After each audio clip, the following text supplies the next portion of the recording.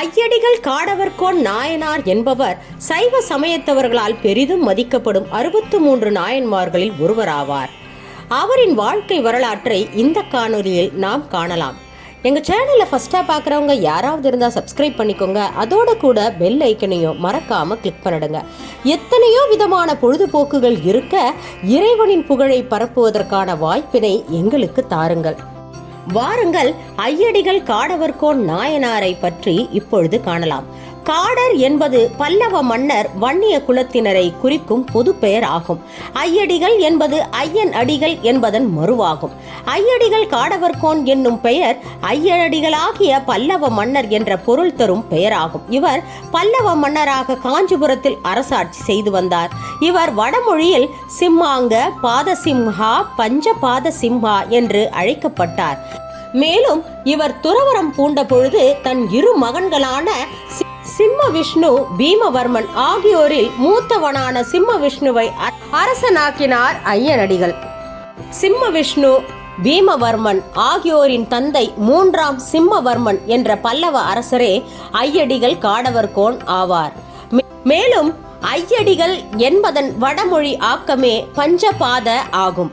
மன்னர் எல்லாம் தம் ஆணை வழி நிற்கவும் வடமொழி தமிழ் மொழிகளின் கலை தொண்டுகள் சிறக்கவும் ஆட்சி செய்த இம்மன்னர் அரசுரிமையை தன் சிவனடி தொண்டிற்கு இடையூறாகும் என உணர்ந்து அதனை தன் புதல்வன் பால் ஒப்புவித்து தல யாத்திரை மேற்கொண்டு சிதம்பரம் முதலான அனைத்து சிவத்தலங்களையும் வழிபட்டு ஓரோர் வெண்பாவால் அத்தலங்களை போற்றி பாடினார்.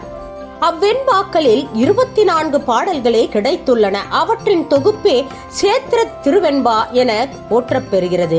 இப்பாடல்கள் பலவற்றிலும் நாயனார் நிலையாமையை உணர்த்தி அவரது துற உள்ளத்தை இப்பாடல்களின் மூலம் அறிந்து கொள்ளலாம்.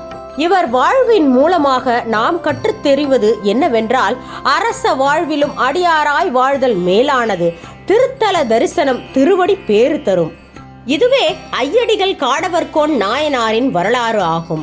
இந்த வீடியோ குறித்து ஏதேனும் கருத்துகள் இருந்தால் கமெண்ட் செக்ஷனில் மென்ஷன் பண்ண மறந்துடாதீங்க. எங்கள் சேனலை ஃபஸ்ட்டாக பார்க்குறவங்க யாராவது இருந்தால் சப்ஸ்கிரைப் பண்ணிக்கோங்க. அதோட கூட பெல் ஐக்கனையும் மறக்காமல் கிளிக் பண்ணிடுங்க.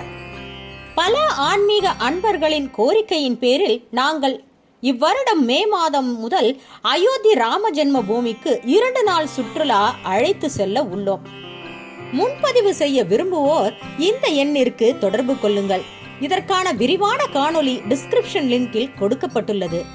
வாருங்கள் அயோத்திக்கு ஸ்ரீராமபிரானின் அருளை பெறுவதற்கு. ஜெய் ஸ்ரீராம். அடுத்த ஒரு திவ்ய வரலாற்றில் உங்களை சந்திக்கிறேன். அதுவரை உங்களிடமிருந்து விடைபெறுகிறேன். நன்றி, வணக்கம்.